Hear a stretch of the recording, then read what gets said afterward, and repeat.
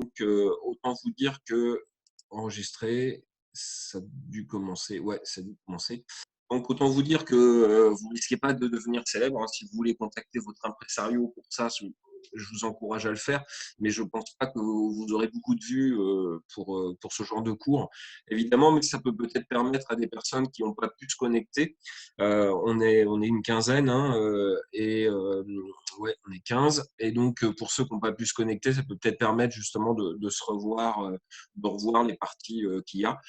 Quand même que je vais mettre, j'espère que vous avez vu que sur Moodle, il y a ça, que je vais remettre encore les PDF, des résolutions, etc., etc. OK? Alors, je masque la vignette de ça, j'essaye de placer ça ici. Donc, alors, sur l'exercice, on en était rendu à l'exercice 3, sur quelques étapes de synthèse du Mediator. Alors, le Mediator, c'est un médicament, c'est malheureusement assez connu comme médicament, qui a été prescrit donc, pour l'hypercholestérolémie. Donc, un médicament, son super grand effet, c'était avant tout d'être un coupe-faim.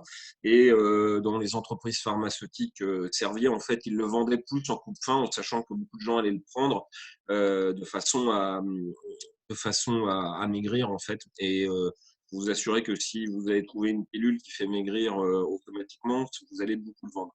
Évidemment, évidemment, ce médicament posait des gros problèmes donc de maladie cardiaque, et il y a eu un scandale sur ce médicament. Donc encore un médicament avec du fluor, hein. Je vous ai dit, vous l'avez dans beaucoup de médicaments. Donc il s'appelle le Benfluorex. Et ça fait partie de la famille des amphétamides, d'accord? Mais bon, c'est des amphètes, mais ça ne vous fera pas courir partout lors d'une rave party, hein. C'est une autre action dans ce cadre-là. Alors, donc tout ça, ça ne sert à pas à grand-chose en fait, hein. Il y a 2 étapes de la synthèse qui sont décrites, donc à savoir la réaction entre un mélange racémique du dérivé bromé. Donc le dérivé bromé est ici, avec un équivalent de iodure de sodium, pardon, puis la réaction du ou des composés obtenus avec un excès d'ammoniac. Et enfin, à la fin, pour ces 2 réactions, eh bien, l'expérience montre que la vitesse de réaction dépend de la concentration en dérivés halogénés et de celle du nucléophile. OK? Alors, la première question, on va les faire une par une, c'est qu'appelle-t-on mélange racémique? Alors, on peut peut-être l'écrire, déplacer ça parce que c'était pas on va apprendre ça. Donc la question 1, donc je vais l'écrire comme ça. Hop là. Alors, on appelle mélange racémique, un mélange 52 de énantiomères. OK? Donc, ça, c'est la question 1. Alors, les 2 énantiomères, à quoi ils vont ressembler? Eh bien, vous aurez, voilà. Donc, vous allez avoir ce composé-là. Donc, c'est F3. Et donc, l'ensemble des stéromères du Benfluorex 1, donc celui-là. Donc, il faut repérer que le carbone asymétrique, en fait, je ne l'ai pas fait avant, mais il est ici. Donc, vous allez avoir ce dérivé-là, NH.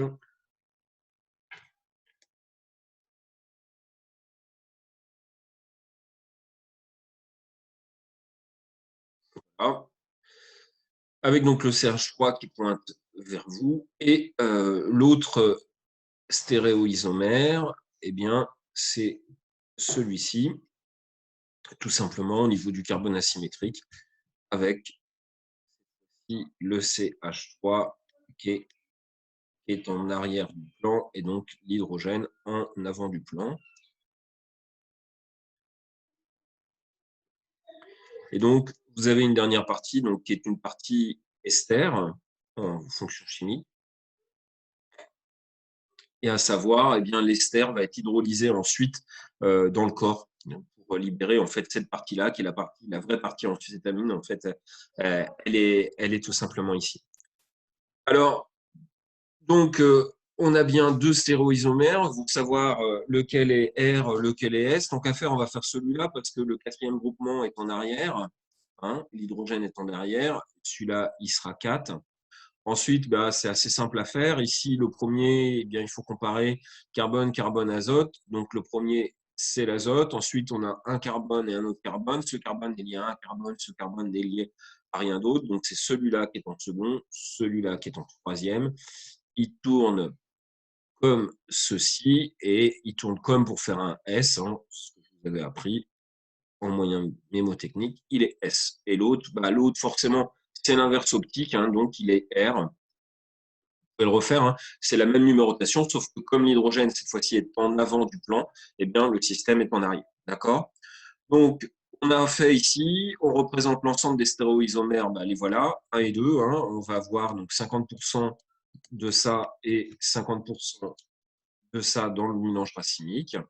Et on a précisé bien la configuration du centre asymétrique, et donc ici, celle des doubles liaisons. Alors, pour les doubles liaisons, il n'y a pas euh, euh, l'écrire avec euh, dans un cycle, on ne donne pas les configurations ou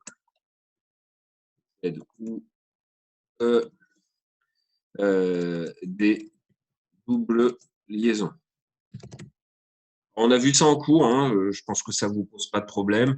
On a vu ça en cours, c'est assez logique, hein, parce que pourquoi c'est assez logique? Tout simplement parce que on va pas avoir ni de Z ni de E, enfin on n'aura pas les deux autres stéréoisomères. Pourquoi ça induirait énormément d'autres torsions au sein de votre cycle. Et à moins d'avoir un cycle beaucoup plus grand, eh bien, vous ne pouvez pas avoir deux types de stéréoisomères dans ce cadre-là. En plus, cette double liaison, elle est délocalisée donc, dans le cadre du noyau aromatique, donc ça n'a vraiment pas de sens de lui donner la configuration des doubles liaisons. Alors, on passe à la question 2. Hein. La question 2, en fait, c'est de donner le nom des deux réactions étudiées et justifiées.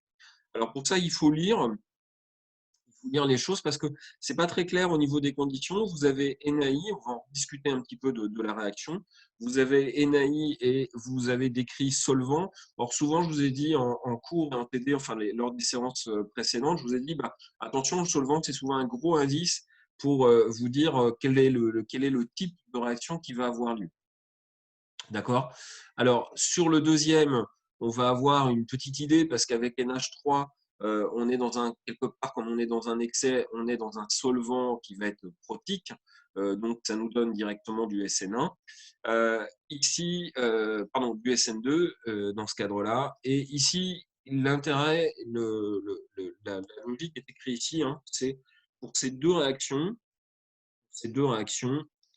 l'expérience montre que la vitesse de réaction dépend de la concentration en dérivés halogénés et de celle du nucléophile. OK? Alors, je prends une autre page pour ça. On est à la question 2.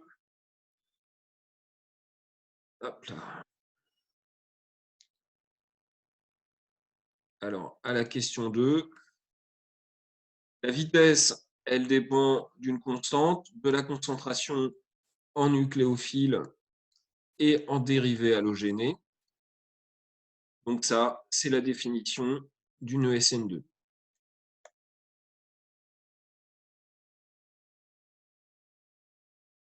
Voyez? Donc, directement dans l'énoncé, on vous indiquait que c'était directement une ESN2. Est-ce que ça vous pose un problème? Il y avait d'autres questions. Hein. Donc là, ici, il fallait justifier. Donc la justification, elle est là, hein, la loi de vitesse. La loi de vitesse, la cinétique. Euh, ça, c'est la cinétique. La cinétique, eh bien, elle nous indique directement qu'on est eh bien, on dépend de 2 concentrations, on est à l'ordre 2 dans ce cadre-là. Alors j'ai une question, ça peut être aussi une E2. Alors oui, ça peut être aussi une E2 dit comme ça peut être aussi une E2. À savoir, c'est vrai que j'y pense pas, mais ce TD-là, quand on le faisait, c'est l'époque où on ne faisait pas voir les éliminations E2, donc ça ne pouvait être que de la SN2. Oui, on pourrait dire ça, sauf que, alors, effectivement, on va faire un petit point, on va faire un tout petit point là-dessus, où je vous rajoute ou E2. Alors, pour avoir E2, qu'est-ce qu'il faut? Il nous faut une base, d'accord? Ici,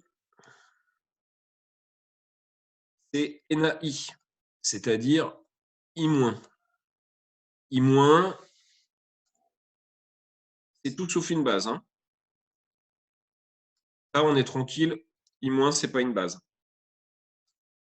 Ensuite, il faut chauffer. Et on ne chauffe pas.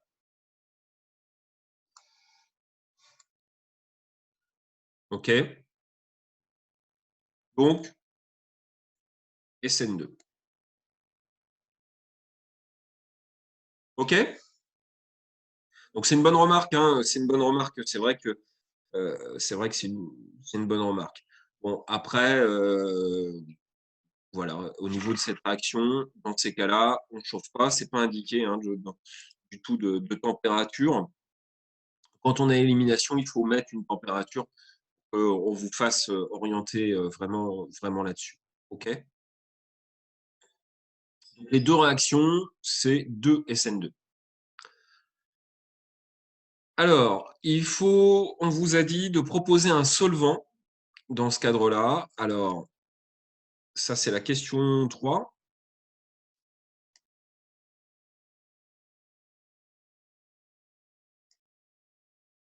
Alors, un solvant pour la SN2.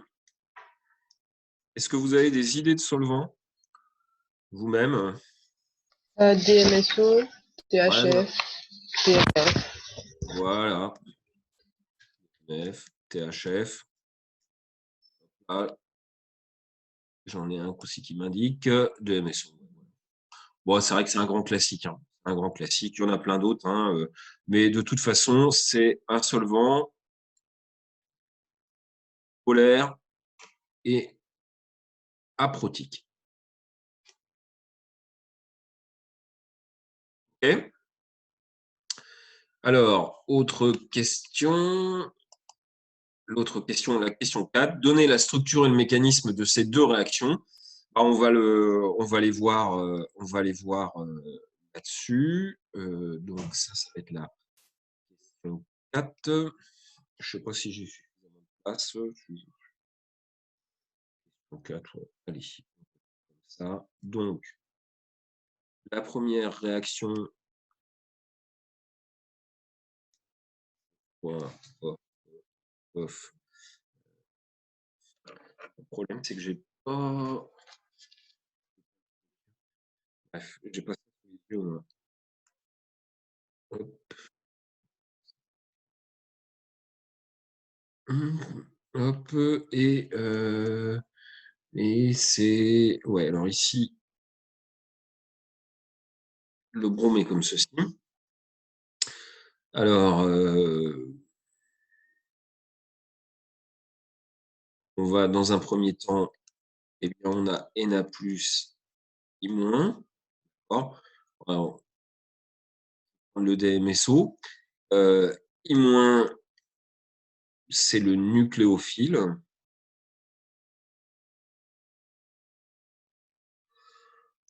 Et donc, on va avoir une attaque par derrière, comme ceci. Alors, évidemment, quand on part d'un mélange chiral, ça n'a pas beaucoup d'intérêt. Mais on va avoir ici la présence, eh bien, finalement, la première étape, CF3 top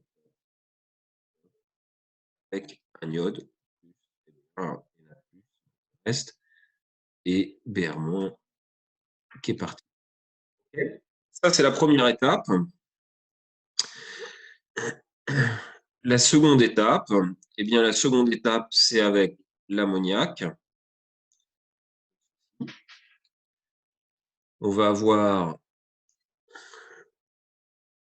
de la même façon une attaque par derrière. Voilà, pour créer cet autre composé là.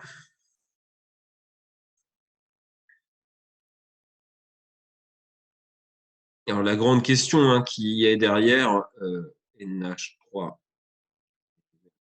propre, NH3 plus moins,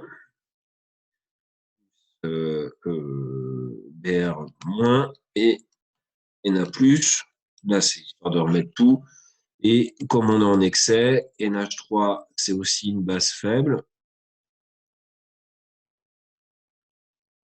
Il n'y aura pas d'élimination, mais avec la base faible, en fait, on va créer ce composé, le dernier composé, c'est-à-dire avec l'amine.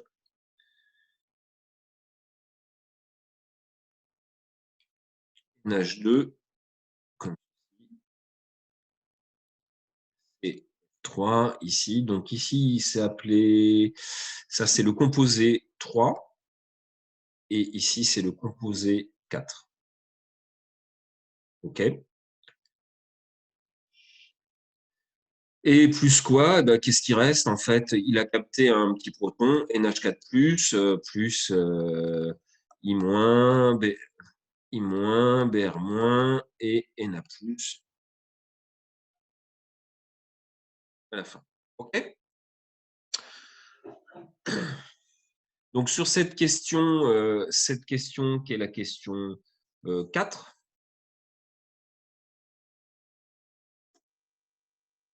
le mécanisme, c'est le mécanisme qu'on a vu auparavant.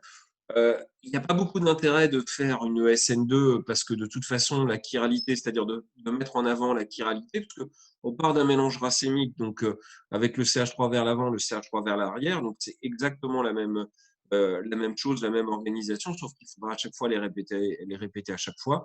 On part d'un racémique, on arrive à un racémique à la fin. D'accord? Il n'y a pas de contrôle de la stéréochimie parce que ils sont partis d'un halogène qui n'était pas un halogène qui était substitué, qui était optiquement actif à la fin. Alors justement, on arrive à la question 5. Alors, la question 5.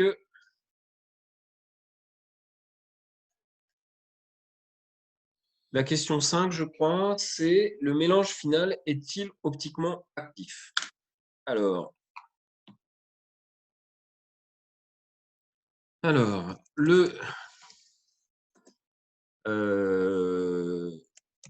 part d'un mélange entre de deux énantiomères. Je suis en train de faire une phrase, mais elle n'est pas terrible. Énantiomère, composé 2, pour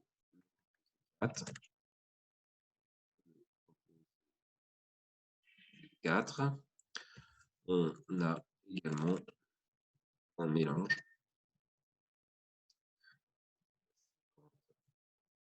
50 racines.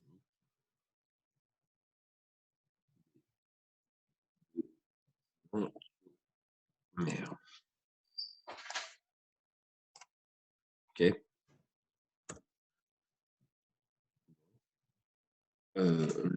C'est quoi qu'on demande? C'est le mélange final. Pas actif. Donc voilà un petit peu, le truc. Donc on est parti d'un mélange qui est pas optiquement actif. À la fin, on n'a pas créé de chiralité en tant que telle. Alors là, c'était surtout histoire de vous montrer entre guillemets une vraie synthèse, c'est-à-dire quelque chose qui est vraiment utilisé. c'est peut-être pas la meilleure voie de synthèse, mais pour le côté industrie, c'était plus intéressant à eux de le faire comme ça, de le passer comme ceci. Et sachant que quand le produit racémique est considéré comme étant non toxique, c'est là le est considéré, parce qu'évidemment l'histoire est repassée derrière, bah, il n'y a pas de problème, dans ces cas-là, on fait un racémique. Et les deux étant normalement pas toxiques ou tout aussi toxiques l'un que l'autre. Donc, sur la question 5, on est parti d'un mélange qui n'était pas optiquement actif. On finit à la fin avec un mélange qui n'est pas optiquement actif parce qu'on est parti justement de ce mélange-là. Par contre, si on était parti d'un stéréoisomère, donc un truc on serait optiquement actif, on finirait optiquement actif dans ce cadre-là. Avant de passer à la dernière question, qui est finalement peut-être le plus intéressant, est-ce que vous avez des questions là-dessus?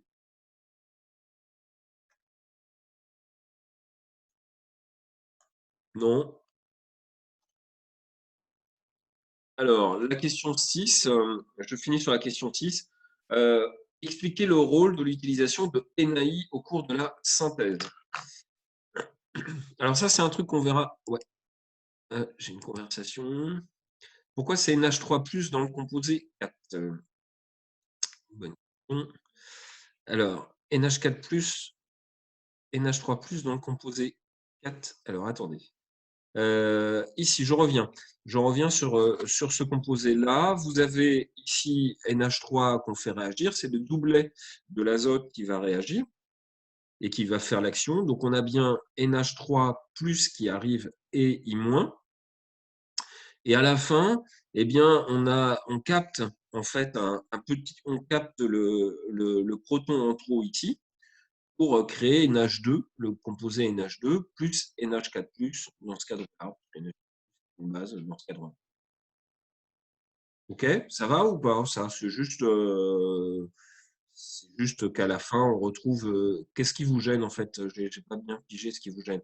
On trouve NH2 et pas le NH3+. Ici, il est logique. Un azote, il a 4 liaisons. Il a perdu son doublet, il a 4 liaisons, donc il est chargé positif. C'est un grand classique chez l'azote. L'azote, il peut avoir souvent 3 liaisons, c'est son côté normal, mais il peut avoir 4 liaisons, et à ce moment-là, il est positif. Ici, il perd son NH3+, en gardant ça dans le ventre. OK? On va afficher ça. Pourquoi c'est NH3? Non, c'était juste le plus que je ne comprenais pas. OK. On continue. Alors, la question d'après, c'était quel est l'intérêt de NAI? Alors, c'est là où ça demande un petit peu de réflexion parce que techniquement parlant, on pouvait directement faire cette réaction-là, c'est-à-dire on partait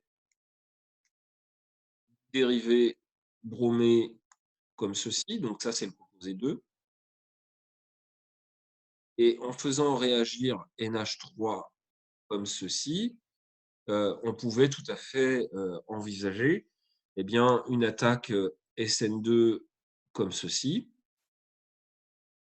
pour à la fin eh bien, faire ce composé-là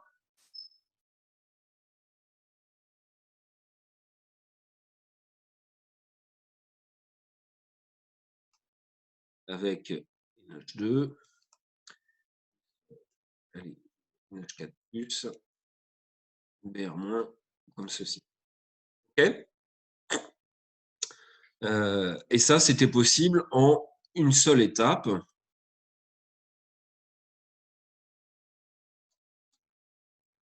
C'était possible en une seule étape et on évitait le passage par le composé 3. Alors, pourquoi 2 étapes? Eh bien, vous l'écrire comme ça. Pourquoi on passe par un intermédiaire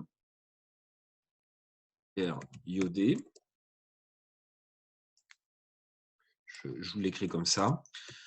Je vais répondre à ça. Pourquoi on passe par un intermédiaire iodé? Eh bien, tout simplement, l'iode est un meilleur nucléofuge que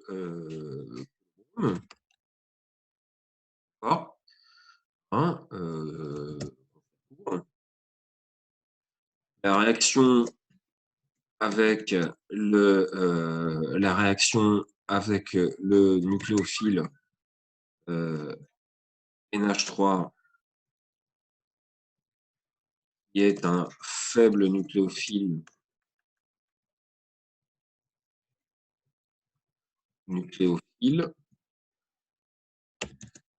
donc facile du dérivé iodé. Voilà pourquoi ils ont fait ça. Sinon, l'autre méthode,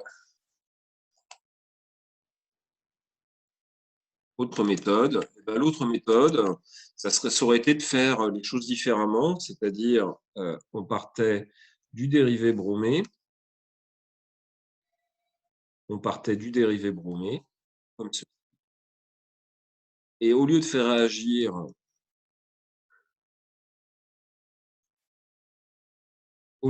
réagir cette fois-ci NH3, eh bien on faisait réagir un meilleur nucléophile qui était NaNH2, Na plus NH2 moins dans le DMSO. Et donc, dans ces cas-là, on aurait pu faire en une étape, on aurait certainement pu faire en une étape, a priori plus facilement, ce composé-là. D'accord? Donc ça, c'était une autre, et je suis persuadé qu'ils l'ont envisagé eux aussi, hein, ce type de réaction. D'accord? Et dans ces cas-là, vous obtenez en plus Br- et Na+. Mais, pourquoi il y a un mais? Pourquoi il y a un mais? Eh bien, il y a un mais parce que NaNH2 est aussi une base. D'accord? Et dans ces cas-là, la E2 aurait été favorisée, aurait été parasite. Que par la E2, vous auriez obtenu cette structure-là.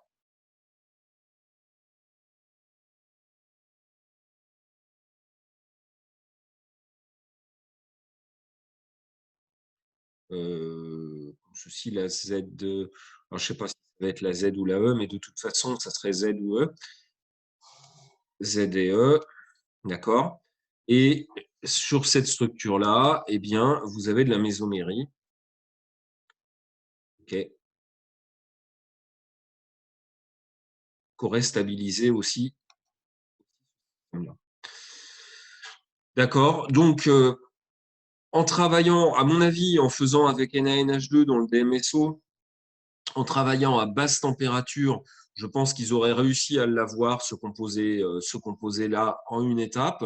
Mais ils ont dû tester, hein, forcément. Ils ont dû tester, mais du coup, il y avait peut-être un petit peu de parasitage avec l'élimination E2. Et donc, ils ont préféré passer par l'ajout d'un iode qui a un meilleur nucléophile et qui permet, dans ces cas-là, d'obtenir quelque chose de plus propre au niveau de la réaction. Okay. Alors ça, c'est un grand classique de la chimie organique, hein, quand on fait de la synthèse en expérimental. Quelquefois, on se pose la question, est-ce qu'on essaye de jouer sur les conditions pour faire tout en une étape, ou est-ce qu'au contraire, on fait tout en deux étapes, sachant qu'au niveau des rendements, si vous avez deux étapes à 95%, vous faites mieux qu'en faire en une étape à 60%, par exemple. Donc, voilà, c'est ce genre de choses qui arrivent avec le métier, en fait, hein, pour obtenir ce composé et pour faire ce truc. OK? Est-ce que ça va?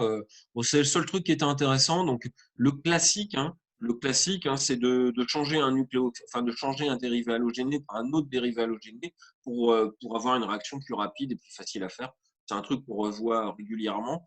Et alors, là où c'est un peu amusant, c'est qu'ils ont fait par l'iode. Dans ces cas-là, c'est souvent pas l'iode qu'on fait, mais le tosyl.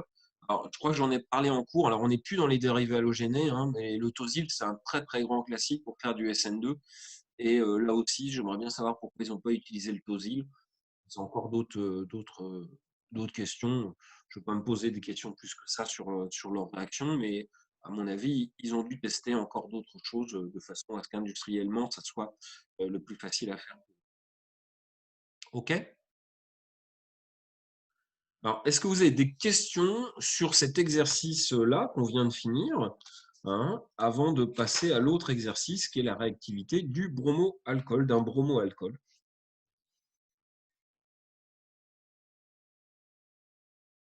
Non? Eh ben alors, s'il n'y a pas d'autres questions, je vais sauvegarder ça.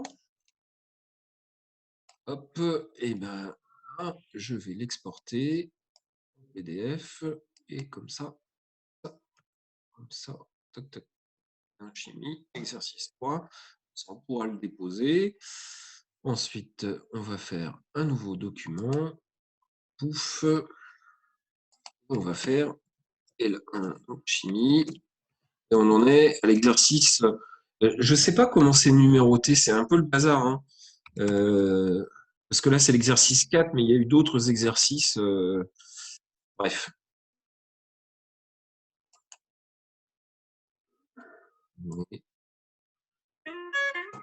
Exercice 4, je vais écrire bromo-alcool. Pareil pour le 3, il y a eu d'autres exercices auparavant dans ce cadre-là. Pas grave. Hop, hop, le tableau, on arrive ici et je vais vous mettre l'énoncé. La parole est à vous. C'est bien, mais j'aurais bien aimé avoir la petite la capture d'écran. Voilà. Alors, l'exercice 4, la réactivité d'un bromo-alcool. Alors, ouf. Et donc, on va commencer. Donc, on lit l'énoncé. Le bromo-alcool 1, donc ce composé, enfin, je suis en train de montrer là, ce composé-là, là, eh bien, il est traité par une solution aqueuse de potasse diluée. OK. Après réaction, on obtient un mélange de deux stéréoisomères de configuration, notés 2 et 3 en proportion équimolaire. Donc équimolaire, on est d'accord, ça veut dire 50-50. Hein. Ça va ça va pour tout le monde. Ça veut dire 50-50. OK. Donc voici le bromoalcool. La première question, c'est la question 1. Le bromoalcool est-il chiral? Et il faut justifier. Alors, ça me fait faire des cycles à 5. J'ai honte de comment je dessine, hein, franchement. Faut être indulgent. Alors déjà que au tableau, je suis pas non plus le meilleur du monde, mais alors là, clairement, il pas terrible dans ce cadre-là. C'est pas grave. Donc voilà le bromoalcool 1. OK, donc le bromoalcool 1 est-il chiral? Eh ben, on ça, ouais. Alors, le bromoalcool 1 est chiral car il n'a pas de centre ni d'axe de symétrie. Okay, donc, la réponse est très simple. Hein. Il n'y a pas d'axe de symétrie, il n'y a pas de centre de symétrie, il n'y a aucune symétrie dans ce composé-là. Donc, il est chiral, point final. OK? Alors, on va passer à la question 2. Donc, la question 2, c'est de donner la structure des composés. Donner la structure des composés 2 et 3 en précisant le mécanisme de réaction. Donc, ça, c'est plus intéressant. Déjà, sur cette question 2, question 2. Eh bien, tout d'abord, quel est le mécanisme? Le mécanisme de réaction qu'on peut avoir là-dessus. Alors, on est comme ceci. Ici, j'ai un OH. Ici, j'ai un CH3. J'ai un CH3 derrière et j'ai un brome ici. Donc, le dérivé halogéné, il est là. OK. Alors, quelles sont les conditions? Les conditions, on a de la potasse. Donc, je rappelle, la potasse, c'est KOH. Elle est diluée dans l'eau. OK. Donc, dans ce cadre-là, on a un dérivé halogéné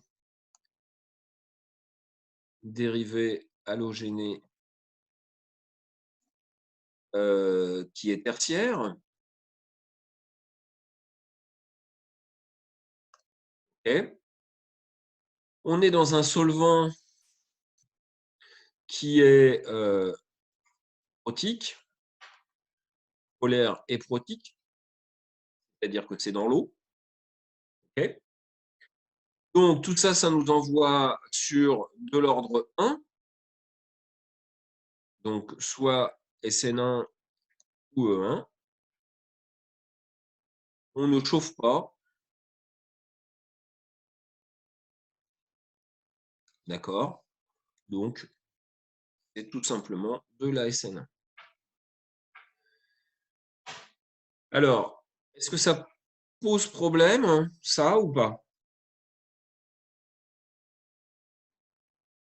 Ouais, non?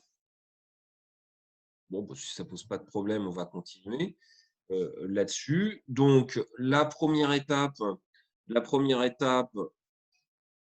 de la SN1, ça va être la formation du carbocation, c'est-à-dire l'obtention de ce composé. Waouh! Alors, les cycles là, il faut que je m'applique quand même parce que c'est vraiment pas terrible ce que je suis en train de vous faire. Et on va dire que c'est bon. Ici, on va avoir cette fois-ci un plan. Le OH ici, carbocation.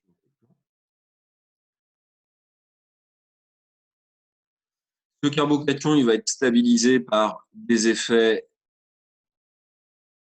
inductifs donneurs. Celui-ci. Celui-ci un peu faiblard parce qu'il y a quand même l'oxygène derrière qui, lui, est tendance à un petit peu attirer. Mais bon, on va dire que de toute façon, à partir du moment où on a un composé halogéné qui est un dérivé de type qui est tertiaire, de toute façon, le carbocation, il va être favorisé, encore plus avec le fait qu'il y a un solvant derrière. Et de toute façon, la SN2, il serait trop encombré pour que de la SN2 puisse apparaître dans ce cadre-là. OK.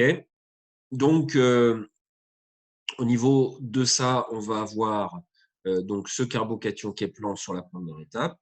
La seconde étape, eh bien, c'est l'ajout de OH-. Deuxième étape. Donc, l'ajout de OH- va vous faire deux composés.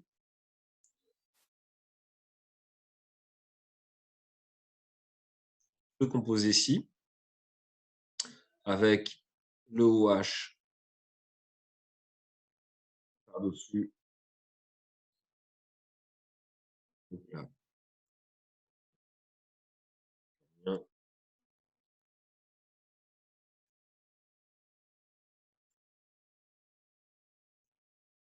Donc, ceci. Ça correspond en fait à l'attaque sur le dessus. Alors évidemment, hein, je mets des guillemets parce qu'il n'y a pas de dessous.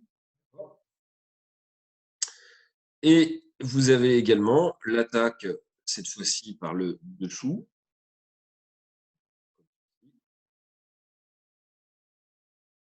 Et l'attaque par le dessous, eh bien, ça va vous avoir fait ce composé. Voilà, où cette fois-ci, vous allez avoir le CH3 en avant du plan, en arrière. Et évidemment, notre carbone, lui, il ne l'a pas touché. Le OH est ici, va être en arrière. Donc ça, c'est les composés arbitrairement. Je veux dire que celui-là, c'est 2 et celui-là, c'est 3. Hein. On est dans des proportions, on va avoir 50% de celui-là, 50% de celui-là. OK?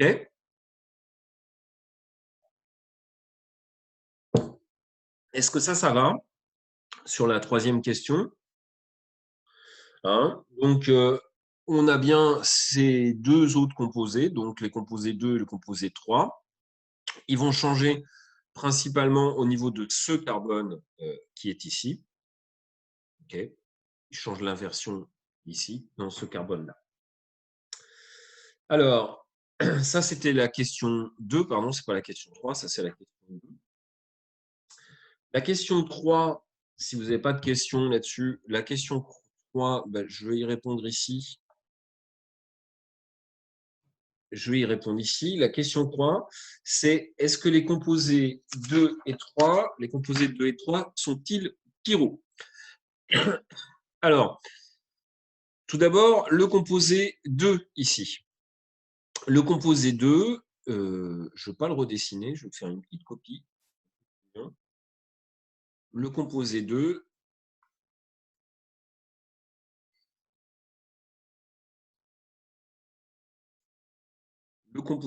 même si je l'ai mal dessiné, normalement, vous devez voir qu'il y a un centre de symétrie, un axe de symétrie qui passe comme ceci à travers ce composé-là. D'accord? Donc, on a avec le clavier, ça sera plus propre.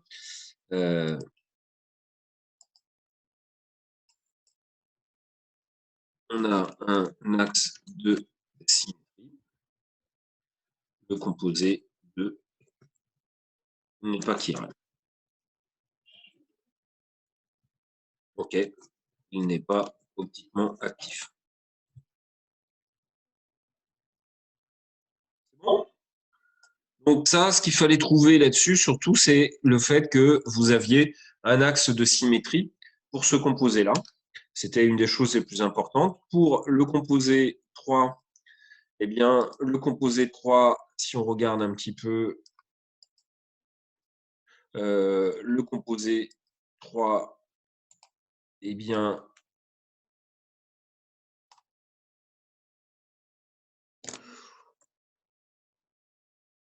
il n'a pas d'axe de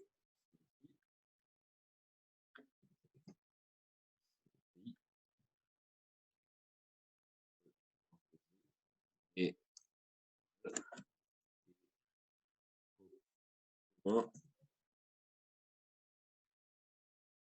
c'est bon ça?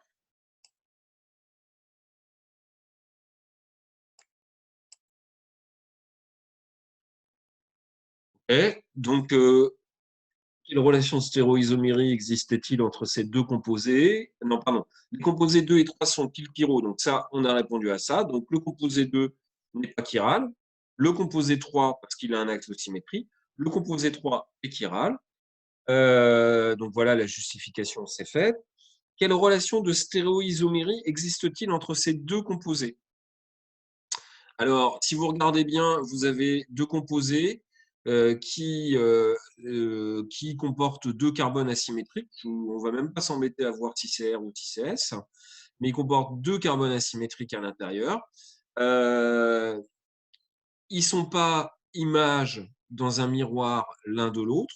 Ce sont donc deux stéréoisomères.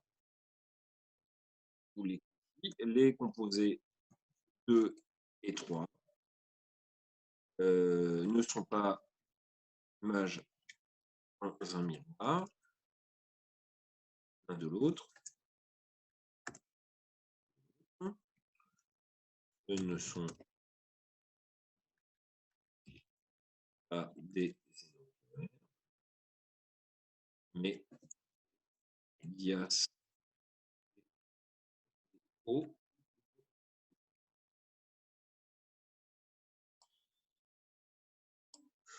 OK? Alors, en déduire si le mélange final est optiquement actif, alors c'est là où c'est amusant, en fait. Le mélange final contient 50% de 2 du composé qui est chiral et 50% du composé 3 est. Dans ce cas, le mélange final est optiquement.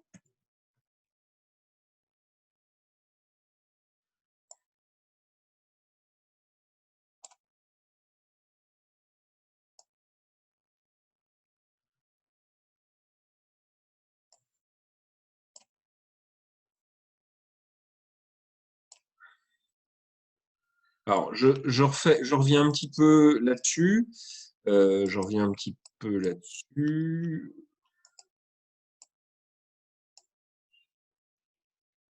C'est rigolo, ça.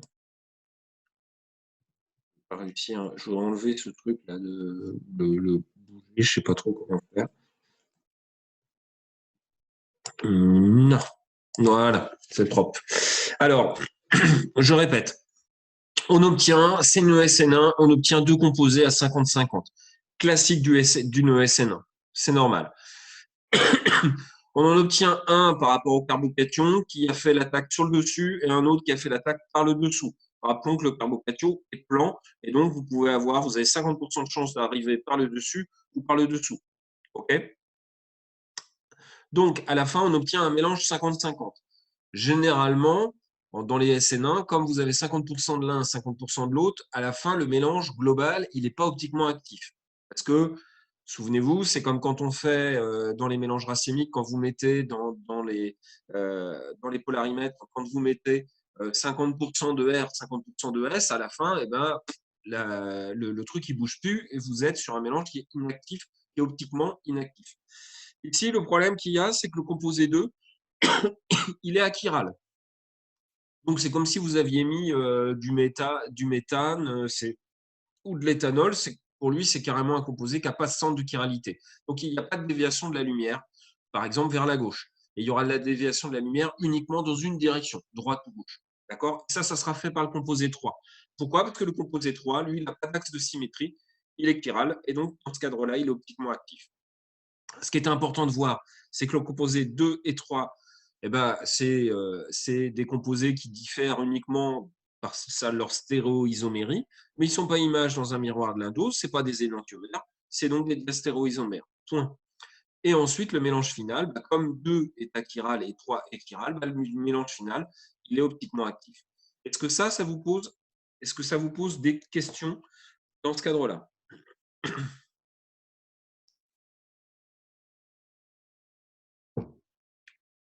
Non? Non, ça va. Non, c'est Ça bon. va? OK. Il y avait une dernière question. Alors, comment feriez-vous pour augmenter la vitesse de réaction?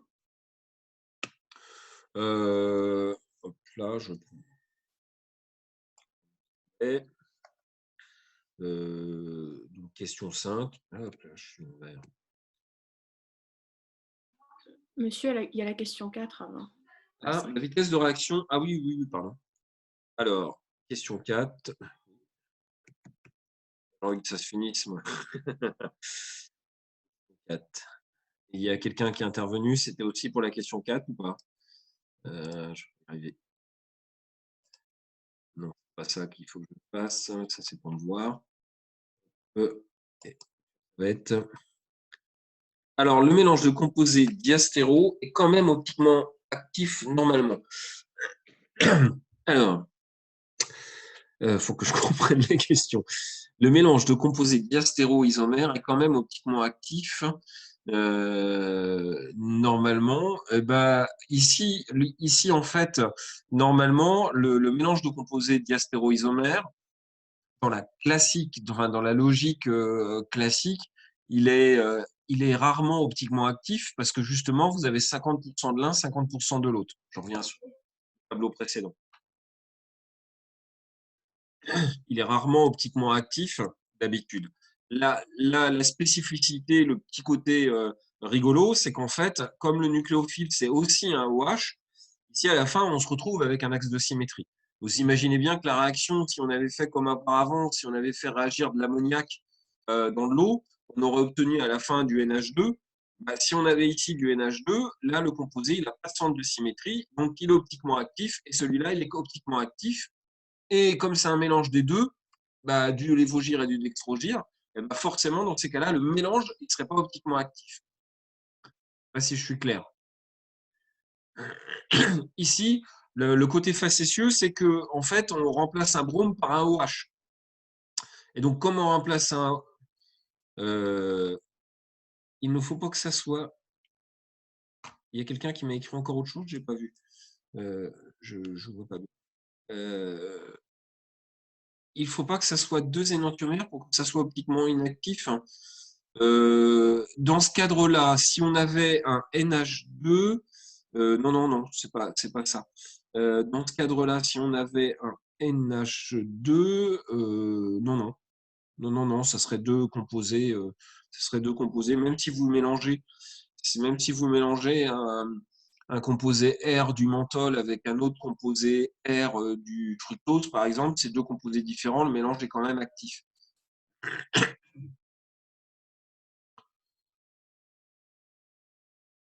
Alors, il ne faut pas que ce soit deux énantiomères pour que le mélange, donc que ce soit deux diastéroisomères ne pose pas de problème dans ce cadre-là.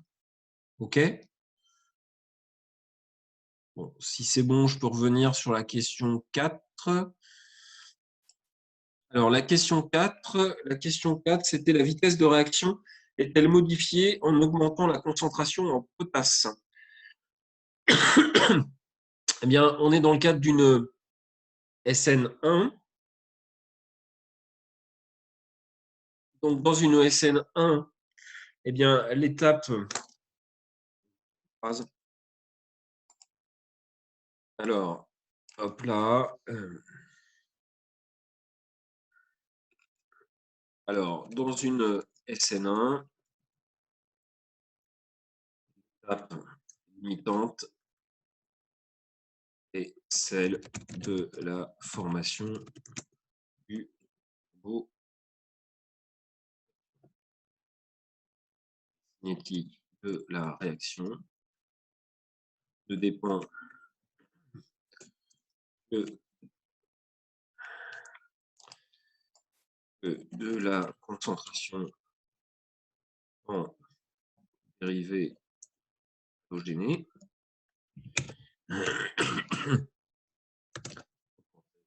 On appelle l'ordre 1. Dès lors, la concentration passe, pas d'incidence.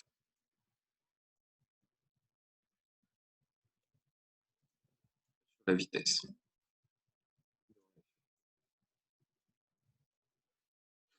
D'accord? Donc ici, le vrai truc, hein, c'est une ESN1. Une ESN1, ça dépend que de la concentration en dérivés halogénés. Point la ligne. D'accord? Il n'y a rien d'autre à en dire là-dessus. OK. La question 5 maintenant. Et dernière question de cet exercice. La question 5. Une règle carrément.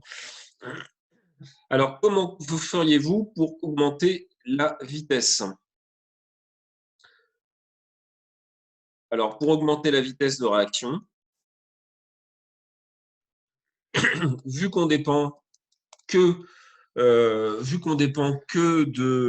du dérivé halogéné, bah, moi, ce que je vous propose, hein, c'est le passage, ce sera souvent le cas, du brome à l'iode.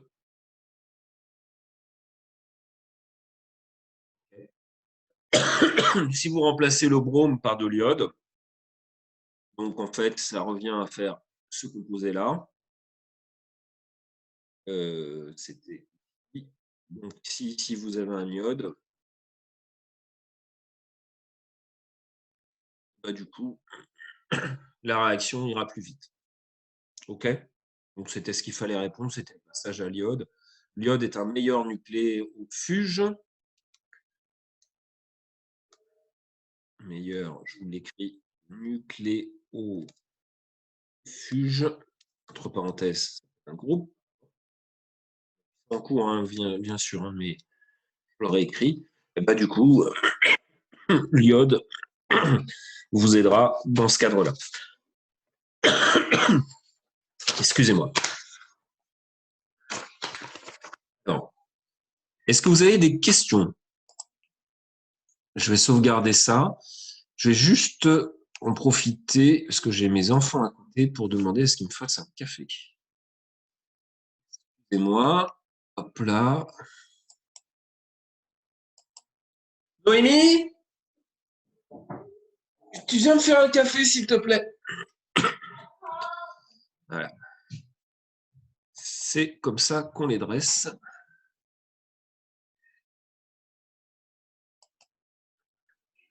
Et donc, il nous Monsieur, reste... Oui, vous pouvez juste remettre la dernière page, 2 minutes. ouais, bien sûr, j'arrive.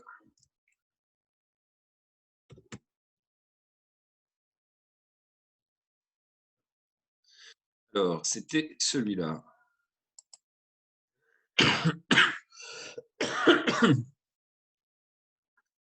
Non. Alors, pour répondre, alors par contre, arrêtez de me dire NS1, c'est. Alors, à moins que vous soyez vraiment.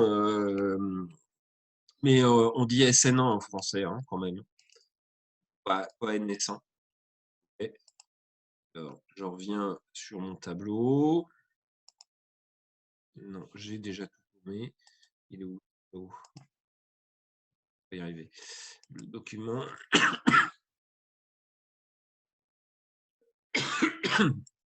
Voilà. C'était sur cette diapo-là, vous vouliez?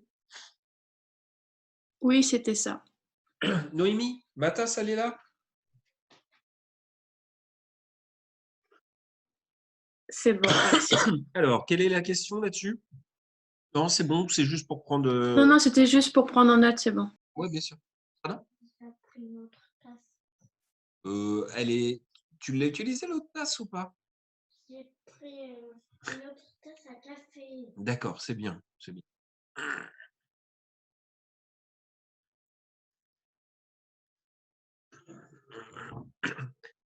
Donc, vous me dites quand c'est bon. C'est bon, c'est bon. Alors, l'exercice 5, il est noté enfin un exercice difficile. Je sais pas si le enfin est bon, mais.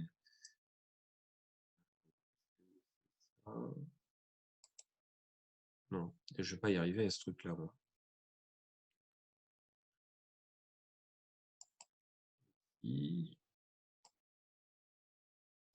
Comment on fait pour.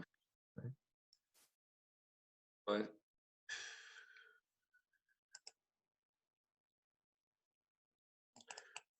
Je suis en galère là, mais on va faire ça.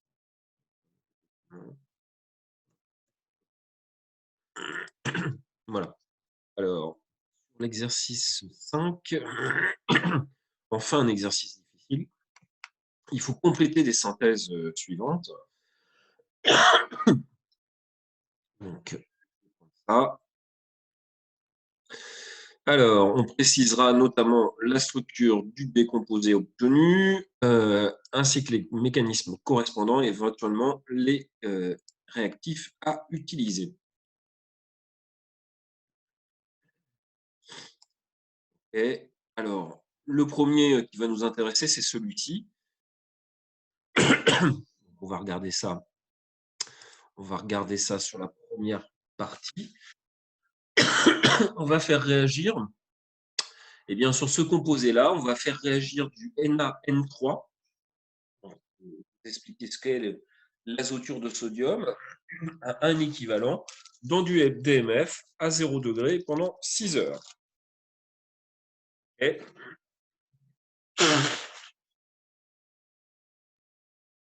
l'énoncé. Je vous prends ça sur une autre page. Donc, le composé de départ, ça.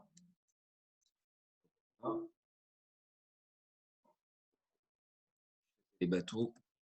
Je pense qu'après, on vous le reproche sur les copies, mais c'est vrai que quand il faut que ce soit nous qui le fassions, c'est pas forcément mieux. C'est ça que les logiciels, c'est pas mal du tout, en fait. Alors, on a ici l'iode qui est comme ceci. Ici, hop, un petit peu plus haut, le chlore qui est en axial. Et vous avez également un méthyle qui est en équatorial. Alors, on a dessus donc Na3, un équivalent. Donc, un équivalent veut dire qu'on va en donner un par un. Hein, c'est des questions de stéréochimie. Et alors, comme je vous ai dit, les conditions expérimentales, elles sont super importantes. BMF, 0 degré C, 6 heures. Alors, le 6 heures, ça, on va zapper sur les 6 heures. Mais il y a plusieurs indications ici. DMF, donc c'est un solvant polaire aprotique. On est à 0 degré, donc 0 degré veut dire que clairement, on ne chauffe pas. Si on ne chauffe pas, de toute façon, on est faible. Donc, si on ne chauffe pas, on est plutôt dans de la substitution. Rien que ça, sans même repérer quel est le nucléophile, ici, vous êtes clairement dans de la SN2. Alors, Na-N3, donc Na, c'est Na+, N3-. N3-, à quoi ça ressemble? Eh bien, N3-, c'est ce composé-là.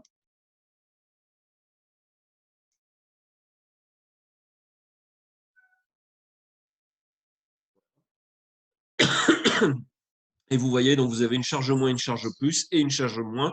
Donc, à la fin, vous avez un composé qui est négatif dans ce cadre-là. D'accord? Et ça, eh bien, ça, c'est un nucléophile.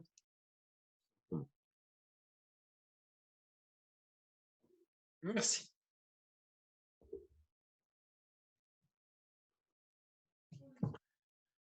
Ça, c'est un nucléophile et ça va agir, eh bien, à un équivalent, ça va agir dans ce cadre-là. Alors, vous avez ici deux dérivés halogénés, celui-ci et celui-ci. On a un équivalent, un seul équivalent.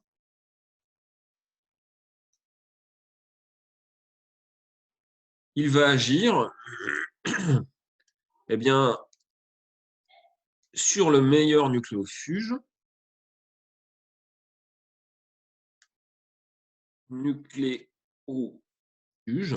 Et le meilleur nucléofuge, eh bien, c'est lequel? C'est l'iode. Est-ce que ça, vous comprenez ça?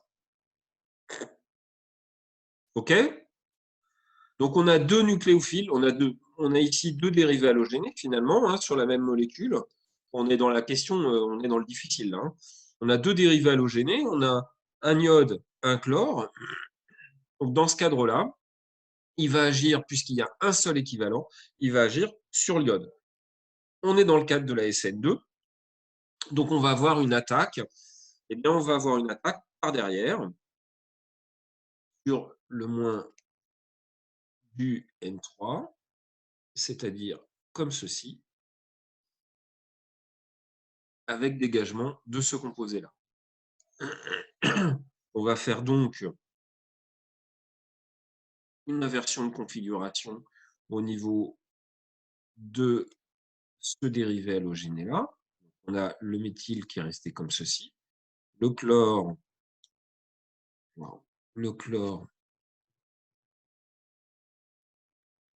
qui est comme ceci. Et ici, du coup, on a le N3. Okay. Ici, vous aviez un hydrogène. L'hydrogène est devenu comme ceci. L'hydrogène est ici. L'hydrogène est ici.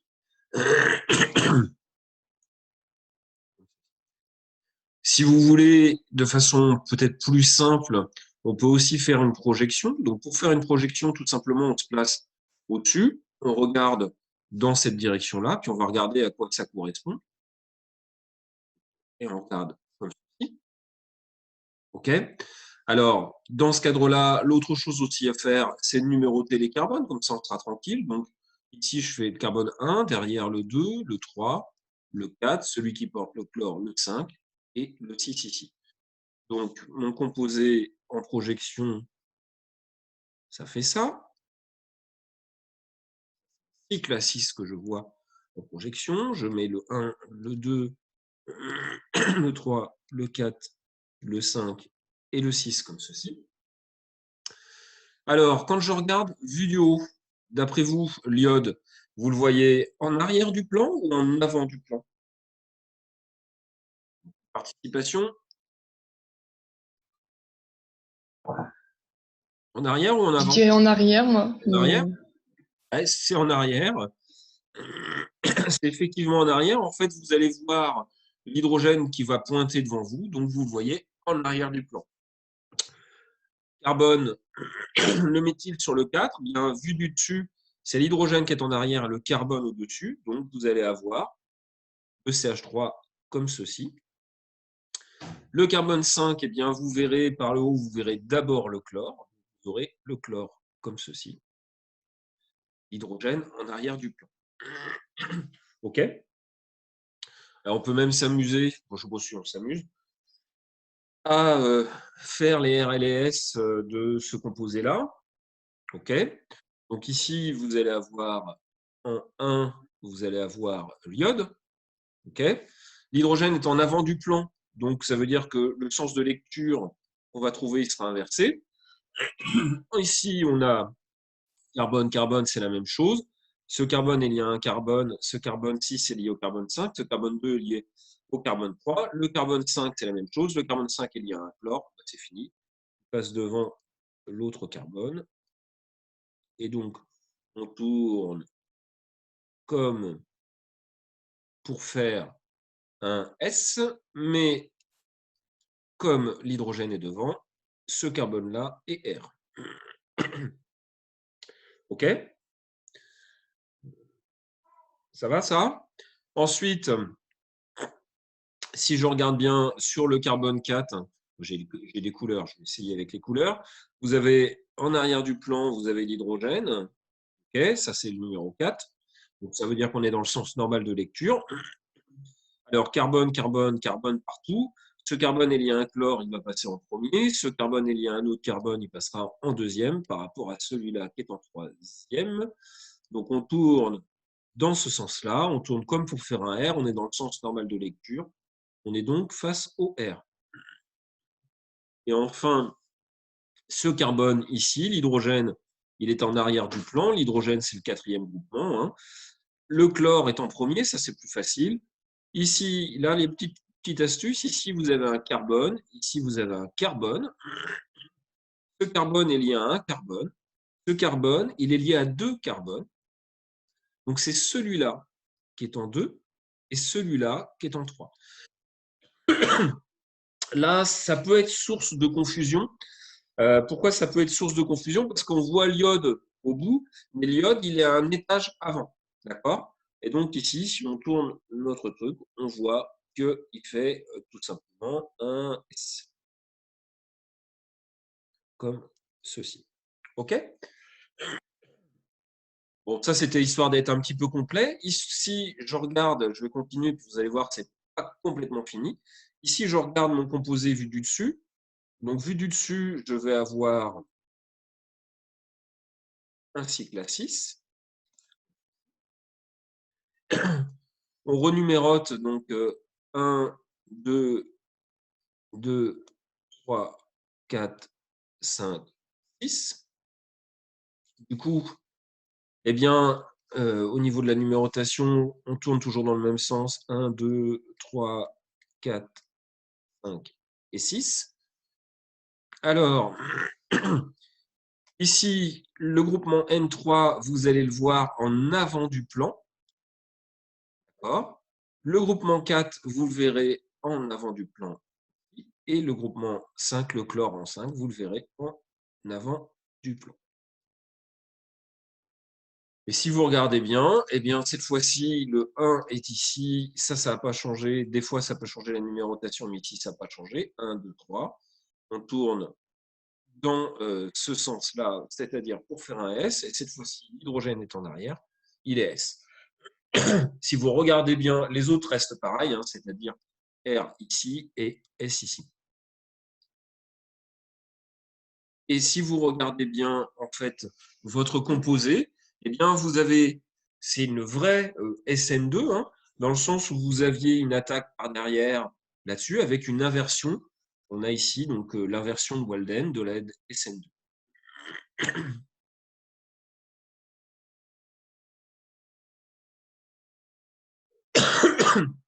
Est-ce que ça va? Oui ou non? Oui. Alors, c'est pas fini. C'est pas fini sur ce truc-là, parce que on peut aussi regarder un petit peu ces histoires de conformation. Ici, on a deux groupements gros qui sont en axial, et on a un équatorial. Alors, le 2 axial, c'est quoi? C'est le N3. Donc, N3, vous voyez, vous imaginez bien que c'est gros. Et le chlore, bon, depuis le dichloroéthane, hein, on vous l'a dit, le chlore, c'est gros. Et l'équatorial, bah, c'est le méthyle. Alors, le méthyle, c'est pas complètement petit, mais un petit peu moins gros quand même que le reste. On le sait, ce qui va être stable, c'est quand les composés seront plutôt comment dire, je vais y arriver, en équatorial plutôt qu'être en axial. Donc, on va avoir eh bien, l'obtention de deux conformères. Et je vous fais déjà le truc d'équilibre. Cette fois-ci, l'autre conformère, eh bien, on le redessine comme d'habitude. On fait les parallèles, on monte, on descend, on monte, comme ceci. Ce qui est important, attention à la numérotation. Pourquoi attention à la numérotation? Eh bien, parce qu'en fait, on va décaler d'un cran. C'est-à-dire qu'ici, qui pourrait correspondre ici, eh bien, c'est pas ce carbone-là. En fait, ce carbone-là, il est là. Donc, on tourne 1, 2, 3, 4, 5 et 6. D'accord? Alors, on va s'amuser à le faire. Donc, pareil, avec toutes les positions axiale et équatoriale. Axiale, équatoriale, axiale, équatoriale. Pardon. Donc là, pardon, c'est tous les axiales que j'ai mis. Je place maintenant les différentes équatoriales, comme ceci. Et comme ça. OK? Et donc ensuite, on le sait, mais on va le regarder. On le sait, les positions axiales deviennent des positions équatoriales et les positions équatoriales deviennent des positions axiales. On peut aussi s'en convaincre en regardant par le dessus, parce que les configurations d'un passage d'une conformation à une autre, les configurations ne changent pas. Ce qui est S reste S et R reste R. C'est juste une autre forme que l'on a dans ce cadre-là. Donc du coup, ici, sur le N3, on avait le N3 en avant du plan, l'hydrogène en arrière. Eh bien, pour le carbone 1, ce sera pareil. Vous allez avoir l'hydrogène en arrière et le N3 qui va être en axial. Le carbone 2, c'est deux hydrogènes. Quelque part, on s'en fiche. Le carbone 3, c'est deux hydrogènes. On s'en fiche. Et le carbone 4, là, on a un groupement méthyle. Alors, on voit d'abord le méthyle en avant du plan, puis ensuite l'hydrogène, comme ceci. Donc, du coup, ça fait que le méthyle va se retrouver ici en axial et l'hydrogène en équatorial. C'est logique, auparavant, on était en équatorial, donc on le retrouve maintenant en axial. Le groupement 5, on avait le chlore du haut vers le bas, on voyait le chlore en haut et l'hydrogène en arrière du plan. Donc ici, si on se met comme ceci, on va voir d'abord le chlore ici, l'hydrogène en arrière, et le carbone 6, c'est un carbone qui comporte 2 hydrogènes. Donc sur cette conformation-là, vous avez 2 équatoriales, donc le N3 et le chlore, et vous avez un axial, le CH3. C'est cette conformation qui est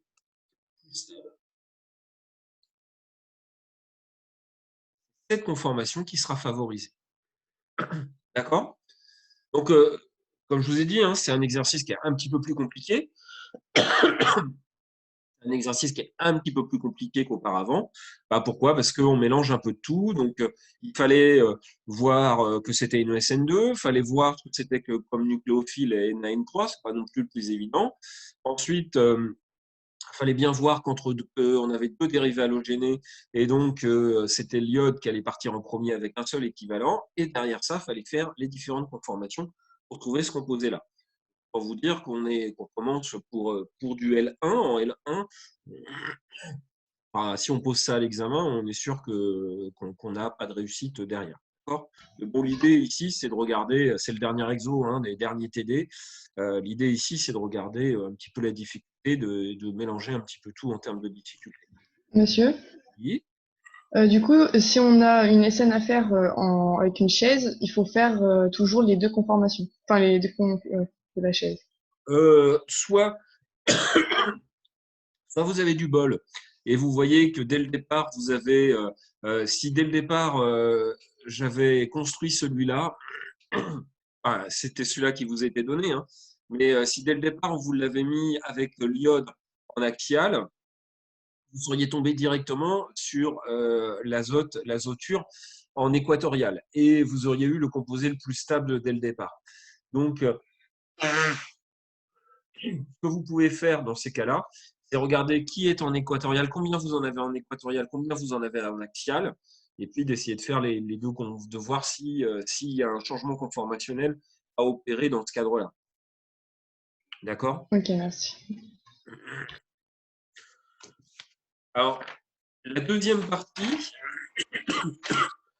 excusez-moi, la deuxième partie, je vais continuer. La deuxième partie, si je ne m'abuse, en fait, c'est presque c'est le même composé de départ, mais cette fois-ci, on met 2 équivalents. D'accord? Donc, on part de ce composé-là.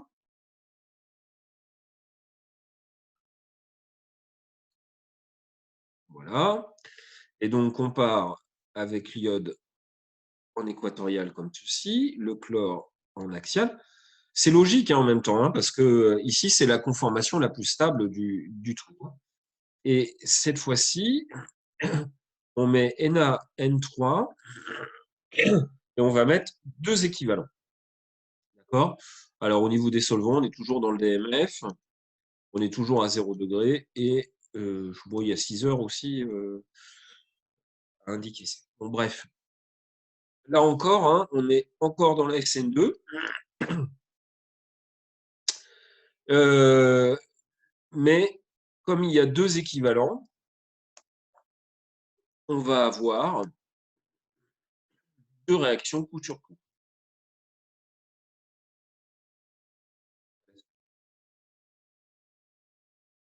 Alors, la première réaction, bah, c'est qu'on fait précédemment. Il y a 2 M précédemment. C'est la fameuse règle Mbappé. Également dans le primaire, hein, donc on connaît ça. Et qui fait qu'on va obtenir, on va aller directement à ce composé-là, on va obtenir ce composé-là. Donc, on va éviter de travailler. Hop, là.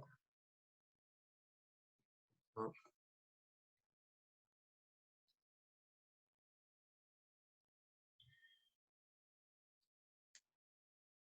Hop.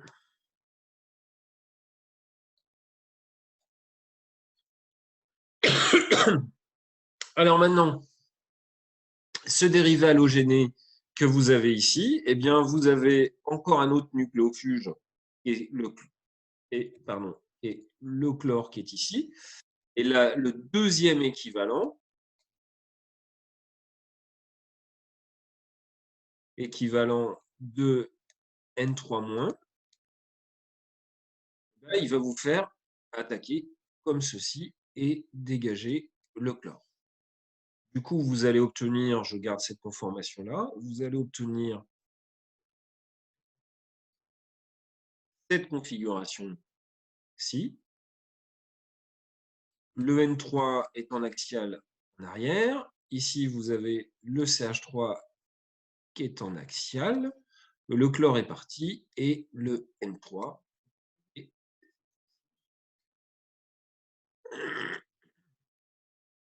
en axial.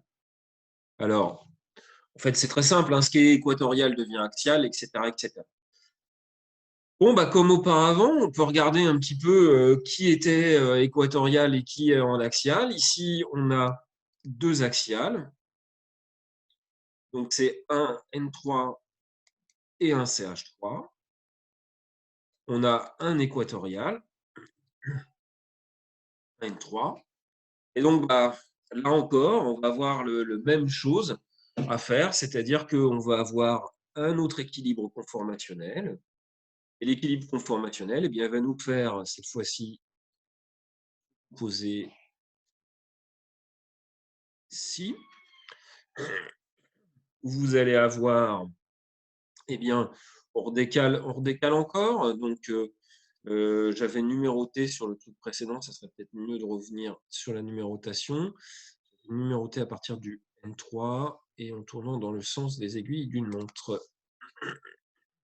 Donc, j'ai numéroté ici 1, 2, 3, 4 et 6.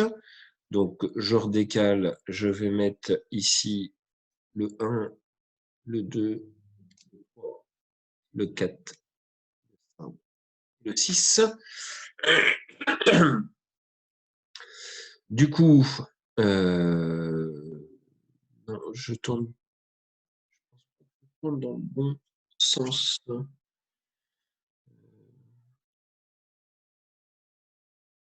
Oui, si, c'est bon. C'est bon. Donc, le 1, il est en avant du plan, donc il va devenir en axial. Ça, c'est, entre guillemets, c'est l'ancien azoture. Donc, ici, vous avez le N3, l'hydrogène comme ceci. Le carbone 2, bon, on s'en fiche, c'est du CH2. Le 3, on s'en fiche, c'est du CH2. Le 4, eh bien, en équatorial, vous allez vous trouver avec le CH3. On regarde bien celui-ci à quel on n'a jamais touché, garde toujours la même configuration. D'accord, je vois qu'il y a une question. Comment vous avez choisi le décalage des numéros?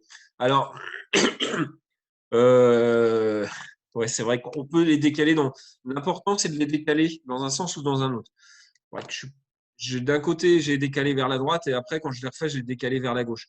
Quelque part, c'est peut-être pas très malin. Vous vouliez que je redécale, je peux recommencer en redécalant toujours vers la droite si vous voulez. Mais a priori, que vous fassiez vers la droite ou vers la gauche, c'est pareil. L'important, c'est pas de dire que ce carbone-là, c'est ce carbone-là. C'est le seul truc qui est important. Il faut les décaler, que ce soit vers la droite ou vers la gauche. Ici, j'ai décalé vers la gauche après, parce que généralement, je dessine celui-là et je décale vers la droite pour aller sur l'autre, mais on peut faire dans les deux sens. Vous voulez que je refasse je peux redessiner, hein, ça va pas changer énormément. Non? Comme vous voulez. Je continue sur mon schéma. Non, bah c'est bon. Hein. C'est bon? Ok. Alors, j'en étais au carbone 5. Au carbone 5, eh bien, on voit tout d'abord un hydrogène. Donc, le carbone 5, vous allez avoir, trouver mon truc, vous allez avoir en avant du plan l'hydrogène et cette fois-ci en équatorial le N3. D'accord? Et le carbone 6, eh bien, c'est un CH2. Donc, de toute façon, ça n'a pas d'importance. On voit qu'ici, on a un axial, le N3. ici. Hein. Et on a deux équatoriales, le N3 et le CH3. C'est donc cette conformation qui est plus stable. OK? Et si on fait aussi comme auparavant, si on regarde un petit peu ici, qu'on regarde un petit peu le composé sur le dessus, hein, et ben on va voir donc notre cycle.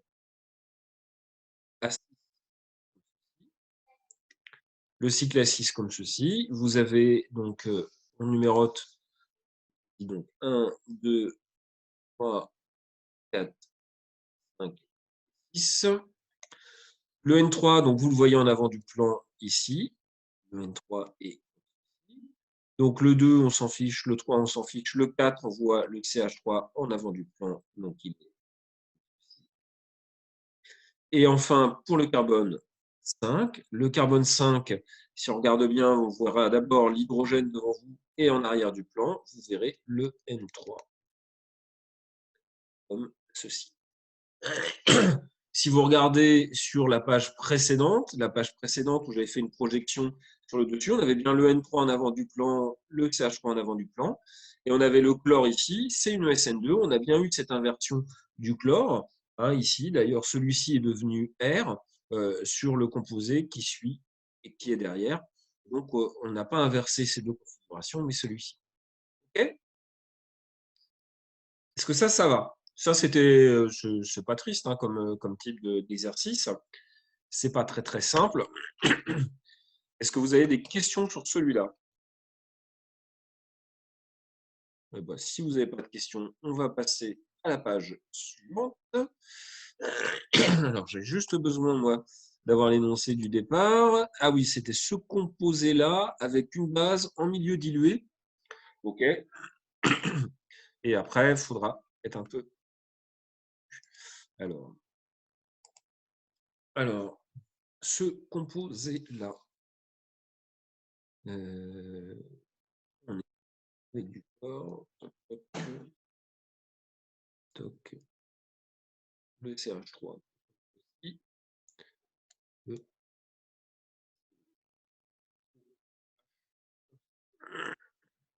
Alors, les conditions opérationnelles sont, on vous dit qu'il y a une base en milieu dilué.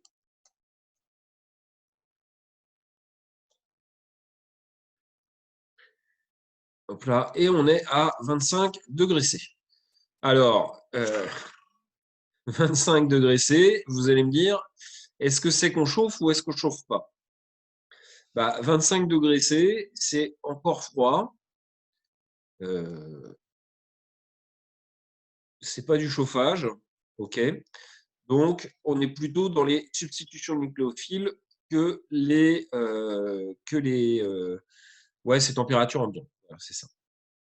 Donc, comme on ne chauffe pas, eh ben, on est dans le cadre des substitutions nucléophiles, on n'est pas dans le cadre des éliminations. Okay. Donc, dans ce cadre-là, on est dans le cadre d'une SN. Est-ce que c'est une SN1 ou est-ce que c'est une SN2? D'après vous? SN1. SN1, voilà, milieu dilué. Dilué, je vous ai dit, c'est un solvant polaire protique. Donc, on est dans le cadre d'une SN1. Alors maintenant, il est où le nucléophile?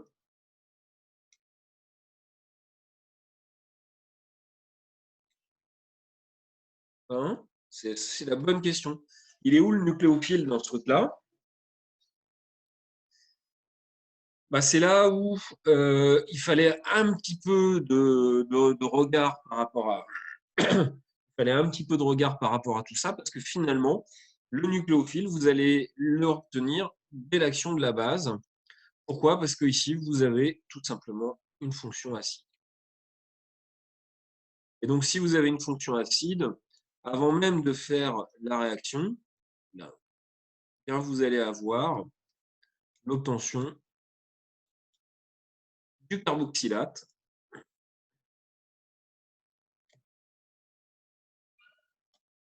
qui va être en fait le nucléophile.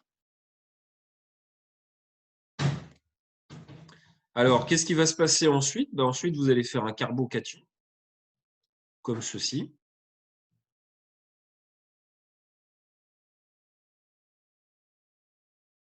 Vous avez le CH3 et vous allez avoir en bout de chaîne un carbocation. Vous allez me dire, ce n'est pas le truc le plus stable, ça c'est clair. Ce n'est pas le truc le plus stable, mais c'est ce qu'on va obtenir. Et ensuite, dans un second temps, eh bien, on va avoir ce composé, la formation de cette attaque, comme ceci, ou vous le faites de l'autre côté, comme ceci. Mais comme de toute façon, c'est du CH, il y aura, quoi qu'il arrive, il n'y aura pas de chiralité qu'on aura au niveau de ce truc-là. Et donc, on va avoir la formation d'un cycle et on va avoir une réaction de cyclisation. Donc, formation de cycle, c'est une réaction de cyclisation. Alors, la question, c'est de savoir combien d'atomes on aura dans le cycle. Eh bien, vous aurez ce carbone-là, 1, 2, 3, 4, 5 et 6. Alors, en chimie, quand vous faites des cycles à 6, c'est super stable. D'accord? Quand on fait des cyclisations pour faire des cycles à 6 ou des cycles à 5, c'est les cycles qui sont les plus stables en chimie. Donc, on aura quelque chose qui sera assez stable là-dessus.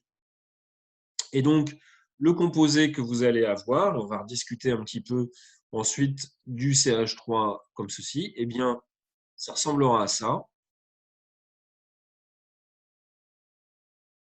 comme ceci, avec ici le CH3, qui correspond eh bien, à vos atomes. Alors, évidemment, je ne suis pas très malin parce que je n'ai pas numéroté à partir de l'acide, mais ici, c'est l'atome 1, ici, c'est l'atome 2, ici, c'est l'atome 3, ici, l'atome 4, et l'atome 6, et donc cet oxygène-là.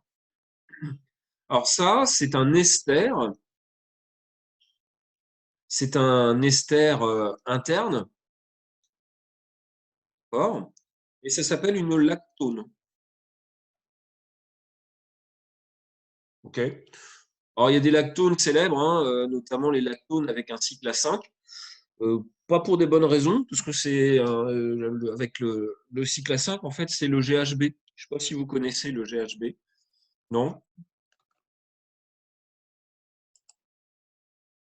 Vous connaissez ou pas le GHB?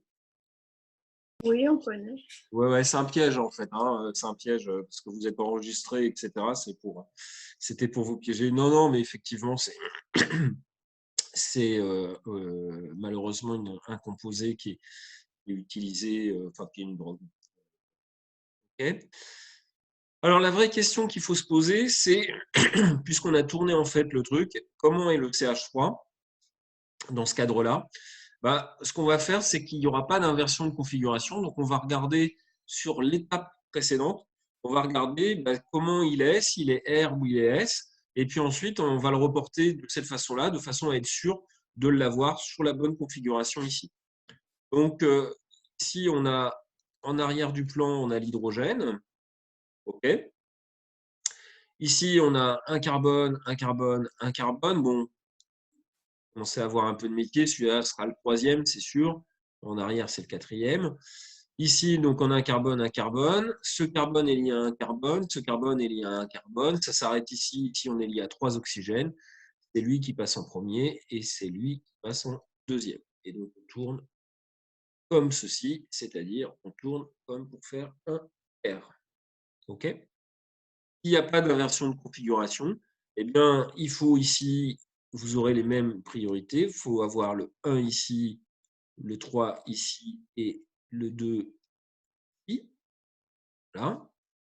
Et donc, vous êtes dans le cadre d'un R, c'est-à-dire que le CH3 est en avant du plan. OK? Donc là, vous avez gardé la chiralité en fait sur ce composé.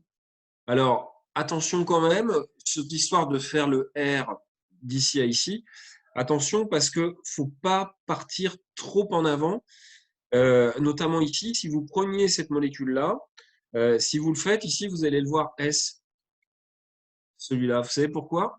Tout simplement parce que ici, le premier, donc c'est carbone, carbone, carbone, carbone. Ce carbone-là, il y a 3 oxygènes. Ce carbone-là, il y a un chlore. Donc c'est ce côté-là qui est 1, ce côté-là qui est 2, celui-là qui est 3. Et donc, hop là, je ne suis pas capable de faire la flèche dans le bon. Celui-là, du coup, il est S. D'accord? Il est S du fait qu'il y a un chlore. Or, à la fin, dans la numérotation, il n'y a plus de chlore. Donc, il vaut mieux partir de ce composé-là.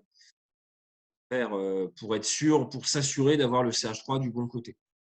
Est-ce que je suis clair? Je ne suis pas sûr. Bon, ça va? Oui. Bon. Eh ben, on finit avec la dernière des questions. La dernière des questions, c'est celle-ci. Vous avez un petit composé. Donc là, on vous demande de faire une synthèse. On imagine que vous ayez ça dans le placard.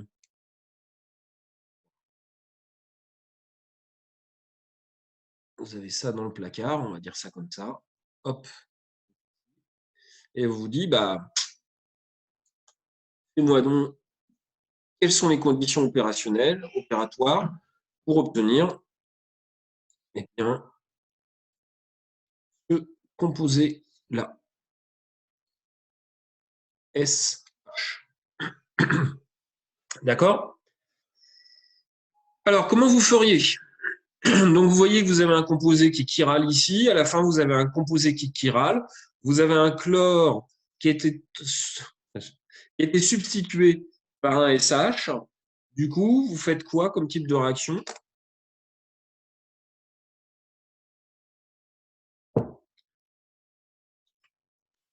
Une substitution. Ouais, c'est une substitution. Donc, on fait une substitution. Substitution nucléophile. Bon, en même temps, on a fait quasiment que ça, hein, donc c'est pas extrêmement compliqué à comprendre. Ensuite, eh bien, quel ordre on va faire? Là aussi, c'est pas très difficile. On est dans le cadre d'une logique où on a un composé qui est chiral ici. On veut avoir un autre composé qui est chiral ici. Donc, il faudra forcément eh bien, partir sur une SN2. Okay? Ouais. Alors, eh ben ouais, c'est ça, monsieur ou madame Necronus. Hein. C'est vrai que c'est déstabilisant de ne pas vous voir. Hein. C'est assez déstabilisant de ne pas vous voir. C'est monsieur ou madame? Bon, peu importe. De toute façon, la réponse sera la même. Eh bien, oui, il faut en faire deux. Pourquoi 2 SN2? Parce que quand on va en faire une, on va inverser le centre de configuration. C'est la fameuse inversion de Walden. Donc, on va faire, avec un clavier numérique, ça sera plus propre. Pour garder l'orientation bonne asymétrique, nous allons faire 2 SN2 à la suite. Alors, eh ben, je vous écoute comme proposition. Tant qu'à faire, le passage, la première étape, on va essayer de partir d'un nucléofuge quel chlore à un meilleur. Okay. Donc, un meilleur nucléofuge, ça serait par exemple de remplacer le chlore par de l'iode, tant qu'à faire. Okay. Donc, on va mettre du NaI. On sait que c'est toujours Na+ et I- à l'intérieur. Et puis, on va prendre un solvant pour faire ça. On va faire ça dans le DMSO, par exemple. Et comme on espère de mettre des températures, on va faire ça à 0 degré. Je ne vous mets pas d'heure hein, parce que là, on est vraiment dans le créatif. Et donc, on va arriver à l'arrière du système comme ceci pour faire un premier composé. Le premier composé, vous allez avoir une inversion de configuration avec iode qui va être en arrière du plan. Et alors, ensuite, ensuite, on fera une autre réaction. Alors, une autre réaction pour remplacer l'iode par un SH. Alors, pour ça, on va réagir dessus. ce joli composé-là, NaHS. Alors, NaHS, ça veut dire quoi, NaHS? Eh bien, c'est de l'hydrogénosulfure de sodium. Alors, comment on fait ça? Eh bien, on fait ça tout simplement, une des méthodes pour obtenir ça. On va faire réagir sur du NaOCH3. Vous savez, c'est un alcoolate, l'alcoolate du méthanol, par exemple. Vous faites réagir ça directement sur H2S. Et donc, dans ces cas-là, vous allez obtenir Na plus HS moins, donc le NaHS, plus eh bien, CH3OH, c'est du méthanol. OK? H2S, vous connaissez ou pas? Je ne sais pas si vous Non. connaissez H2S. Personnellement, j'ai jamais vu. Alors, H2S, vous l'avez peut-être déjà senti. En fait, c'est la boule puante. Non, mais vraiment, hein. C'est pas que ça sent mauvais, hein. C'est que c'est ça qu'on utilise comme boule puante. Et c'est un composé, quand on l'utilise un peu, voilà, on n'a pas des copains autour de soi, hein, parce que ça sent la merde, quoi. Ça sent la merde, tout simplement. Et c'est même un composé assez toxique. C'est même à titre d'indication, c'est plus toxique que le cyanure d'hydrogène. Le seul truc qu'il y a, c'est que quand le cyanure d'hydrogène, quand vous commencez à sentir un petit peu l'amande amère du cyanure d'hydrogène, c'est déjà trop tard. Alors que H2S, vous êtes sorti de la salle depuis longtemps parce que c'est insupportable au niveau de l'odeur, quoi. Donc dans ce cadre-là, c'est toxique, mais c'est l'odorat en fait qui va vous sauver dans le cadre d'H2S. On fait ce genre de blagoutte très simplement. Vous prenez de la limaille de fer, vous prenez du soufre, vous cramez ça, vous faites une réaction d'oxydoréduction avec du FeS, et puis ça vous fait une espèce de solide. Vous mettez ça dans un tout petit peu d'acide, même du vinaigre, ça sera suffisant. Vous allez voir l'odeur que vous allez faire autour de vous. C'est assez particulier. D'accord? Donc, parmi la culture générale que je vous donne, donc H2S, mais d'une façon générale, les composés soufrés, les amines et les composés soufrés, si vous voulez rester seul dans votre vie, vous y allez, parce que ça sent vraiment pas le printemps dans ce genre de choses, quoi. Même dans les labos, c'est limite sur les supports des gens qui font ça. Je vous rappelle simplement que moi, je fais de la modélisation moléculaire, donc je travaille que sur ordinateur. Donc, au moins, je fais partie des gens qui n'amènent pas d'odeur particulière dans les labos. Bref, NaHS. Alors, quel solvant on met là-dessus? Vous allez me dire, on peut mettre du DMF ou des choses comme ça. Quand on est un petit peu malin, on reste dans le DMSO tant qu'à faire. Comme ça, on ne changera pas, hein. L'avantage de rester dans le même solvant, ça c'est des astuces, hein, mais c'est pas faux de passer dans le DMF. Mais comme de toute façon, vous allez faire la réaction en plusieurs coups, autant rester dans le même solvant, comme ça, il n'y aura pas de problème. Et donc, dans ce cadre-là, vous allez ajouter HS- à votre composé. Et là, cette fois-ci, bien, comme on fait une attaque toujours par derrière, eh bien, vous obtenez le composé qui est le composé du dessus. Je redessine. OK. OK. D'accord? C'est bon ça ou pas? Oui, Ouais. Alors, j'enregistre ça. Donc là, exporter.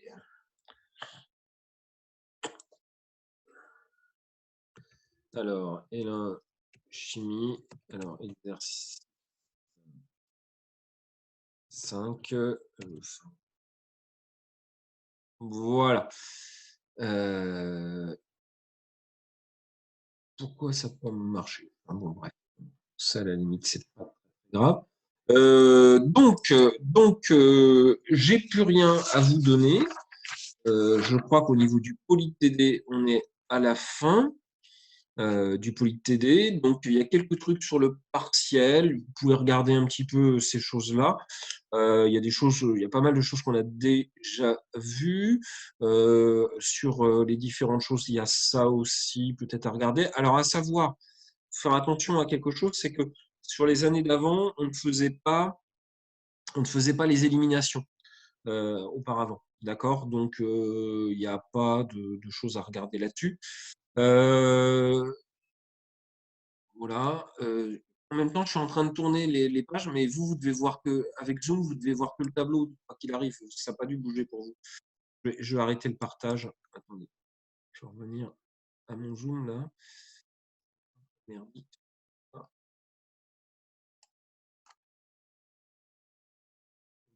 excusez-moi, un petit peu de creux. Contrôle de la session. Hop. Comment on fait pour arrêter le partage là-dessus? Vous savez, j'ai arrêté ici. Arrêter le partage. Voilà. J'ai gardé ceci pour vous. Like shot. Donc voilà. Voilà pour le dernier exercice. On va, je pense, s'arrêter là. Est-ce que vous avez des questions à la fin, in fine?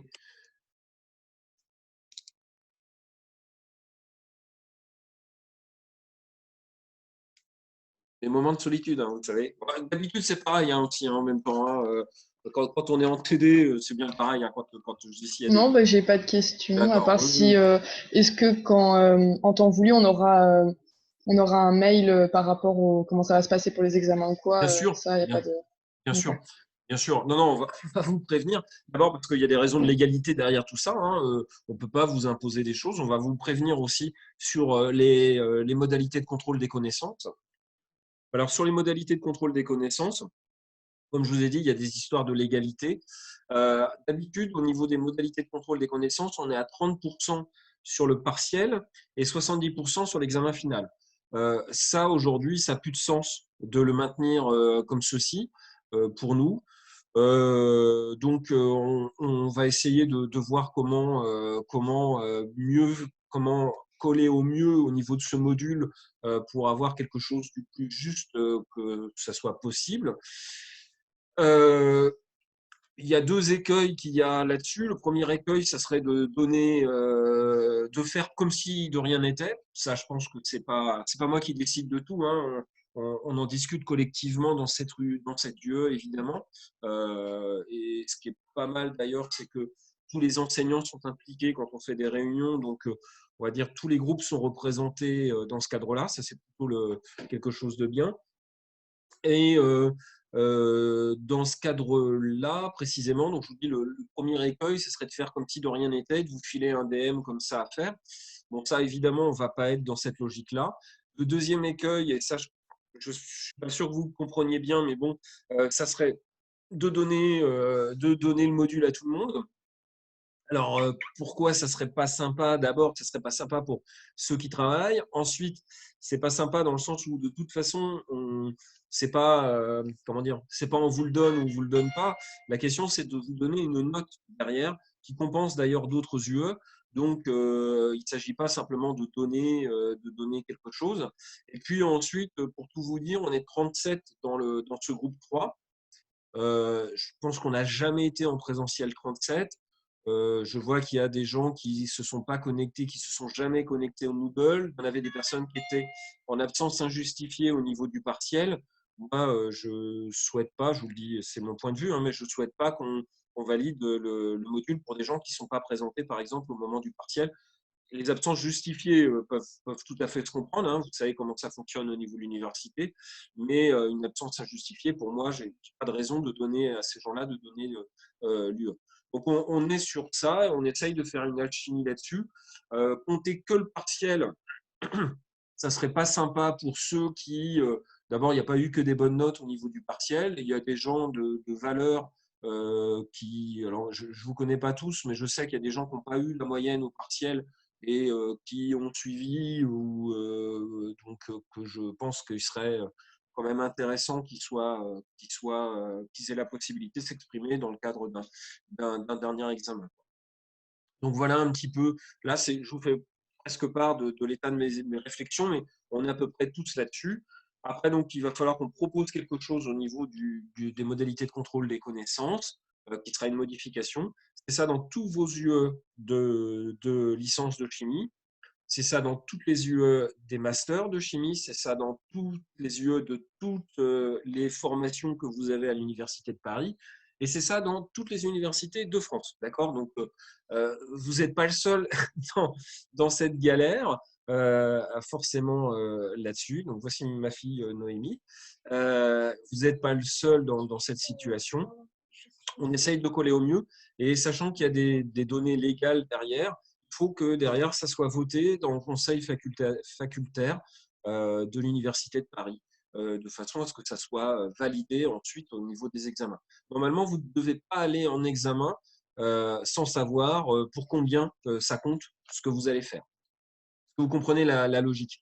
Même si peut-être on va se retrouver dans ces situations-là, je ne l'espère pas, mais normalement, si vous allez dans un DM de chimie orga ou d'autres de thermochimie ou des choses comme ça, vous devez savoir pour combien va compter ce que vous êtes en train de faire, ou si ça ne compte pas, ou si c'est peut-être des points bonus qui seront donnés en jury ou des choses comme ça, mais au moins avoir cette information. Après, malheureusement, je ne peux pas vous répondre complètement à ça. Oui? Non? Non, mais c'est juste, ok, merci, c'est gentil pour la réponse. Ouais, j'ai quelqu'un. Pour le DM, il faudra juste se connecter sur Moodle et il apparaîtra à l'heure sus-indiquée. Oui, oui, oui, oui. C'est pour ça que je vous dis, hein, franchement, si vous avez du mal à vous connecter, il faut déjà me prévenir là-dessus. Ouais, il faudra se connecter. Pour tout vous dire, tout est prêt, sauf l'énoncé. Tout est prêt, sauf l'énoncé. C'est Pascal Martin, en fait, qui a l'air de se charger de… C'est le responsable de l'UE, donc c'est lui qui se charge de ça. Moi, je suis responsable d'autres trucs, donc chacun se charge de ce qu'il est responsable. Et il fera ça très bien, j'en suis persuadé. À titre d'indication, au niveau du DM, je crois qu'on va donner des DM différents pour tout le monde. Hein, et si on fait un examen final aussi, on sera certainement dans cette logique-là de donner des DM, enfin des travaux différents pour chaque personne, pour éviter tout simplement que vous communiquiez trop entre vous là-dessus. Déjà, vous aurez la possibilité d'avoir autour de vous tous les documents que vous pourrez avoir. Donc, c'est à la fois un avantage, c'est à la fois un inconvénient parce que quelque part, on ne peut pas directement vous poser une question directement de cours. Ça, c'est une difficulté parce qu'évidemment, si vous avez la réponse, on ne vous demande pas de recopier quelque chose. Par contre, le risque de ça, souvent, c'est que vous passiez trop de temps à regarder les documents autour de vous. Bon, après, voilà, on s'adapte dans ce cadre-là. OK. Eh bien, écoutez, si vous n'avez pas d'autres questions, je reste toujours disponible par email si vous avez des questions là-dessus. Juste à titre d'indication, on s'est trouvé quand même dans une situation assez bizarre avec le confinement. Mais à titre d'indication, sachez que je ne le dis pas toujours. Moi, j'ai toujours eu du plaisir à venir en TD avec vous en présentiel et puis aussi sur Zoom dans ce cadre-là. Bon, on se reverra, à mon avis, à un moment ou à un autre. Hein. Il y a beaucoup d'enseignants en chimie, mais je renseigne en master et puis même dans d'autres parties de l'université. Voilà, si on ne se revoit pas, je vous souhaite, même si là on n'est pas en train de visuellement de se voir directement, je vous souhaite plein de bonnes choses pour votre futur. Hein. Et puis, n'hésitez pas, si vous avez des questions, vous pouvez toujours me contacter par email de préférence dans ce cadre-là. Le DM aura bien lieu le 30, oui. Oui, le 30. Le 30 de 17h30 à 19h30. Alors, pourquoi cette heure bizarre? Parce qu'il y a le groupe de DLPC qui, lui, a un Zoom jusqu'à 17h dans le cadre d'un UE de physique. Et donc, tant qu'à faire, autant que tout le monde soit disponible à 17h30. D'accord? Donc voilà, au revoir à tout le monde. Hein, et puis, plein de bonnes choses. Et puis, bon courage pour la suite dans ce cadre-là. OK? Merci à vous aussi. Au revoir, merci beaucoup. Au revoir, au revoir. Au revoir. Allez. Pof.